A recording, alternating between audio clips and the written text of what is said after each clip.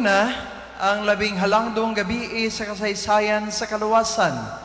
Labing balaang gabi, labing importanteng gabi. Tungod kay niining gabi una, ang imposible na himong posible. Ang kangit-ngit na himong kahayag. Ang kamatayon na buntog o nahimong pagkabanhaw. Matod pa sa mga eksperto, kung buot nato og pruweba nga ang Diyos tinuod gayod, gikinahanglan ato ang pamalandungan gayod ang nahitabo ni aning gabi una. And if we wanted proof that God is indeed true, raise someone from the dead.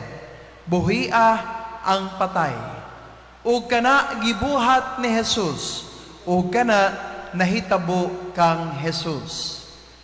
Sa nilabayng adlaw, grabe ang kangit-ngit nga nasinati sa atong pagtuo.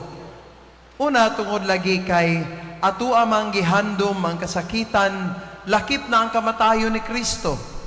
Ikaduha, tungod kay nianing maong pagsaulog nato sa paghandom sa iyahang kasakitan o kamatayon, nahiagom usab ang katawhan o hilabihang kasakit.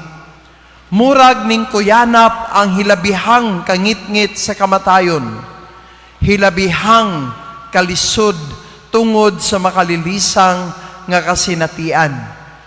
Eventually ka ng maong kangit-ngit, mauusab ka na ang kasinatian sa mga tinunan ni Jesus, sa mga ning salig niya, sa mga ning tuman niya, sa mga ning sunod niya. Perhaps daghan nila niingon sa dihang namatay na siya, tanawa, ingon niya, gamhanan siya. Ingon niya, He will make a difference. Apan hilom lamang si Jesus. Nianing tibuok adlaw, hilom ang tibuok kalibutan. Hilom ang tibuok simbahan. Nga mura ba, og ang Diyos naa sa estado sa makabubungol, makabungog kaayo nga kahilom. Apan ang kahilom sa Dios wala nagapasabot nga wala na siya.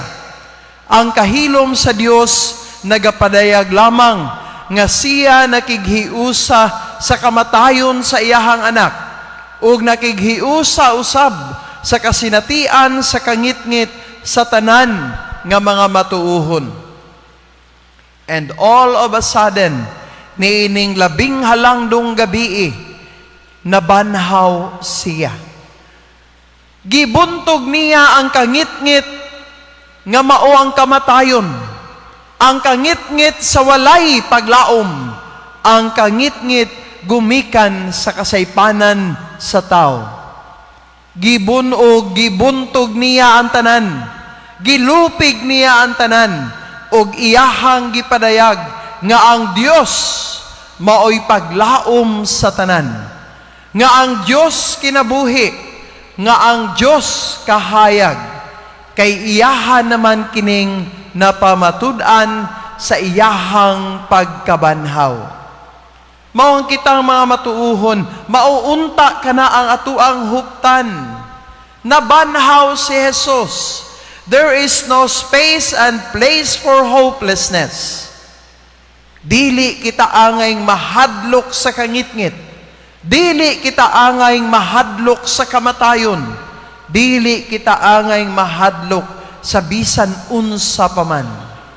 Tungod kay ang gahom ni Jesus mas labing dako pa sa bisan unsang realidad nga mamahimong masinati sa tao. Mga igsuon na banhaw na si Jesus. Naa na kitay paglaom nga mahuptan. Nabanhaw na si Jesus. Nabuntog na niya ang kamatayon. What else should we be afraid of? Nothing. Tungod kay ang Diyos, ni patigbabaw naman, bisan gani sa kamatayon, nga gikahadlukan sa tanan. Nindot kain pamalandungan, ug mas doubly meaningful kining maong Easter celebration nato. Nga naman, we are facing a very difficult times. Daghan na nagpuyo sa kahadlok tungod ni aning pandemic nga coronavirus. Nga mura ba og kamatayon lamang ang kanunay natong mabati. Kangit-ngit lamang ato ang mabati. Yes, we have to be afraid of. We have to be fearful. But that should not give us reason to lose faith and hope.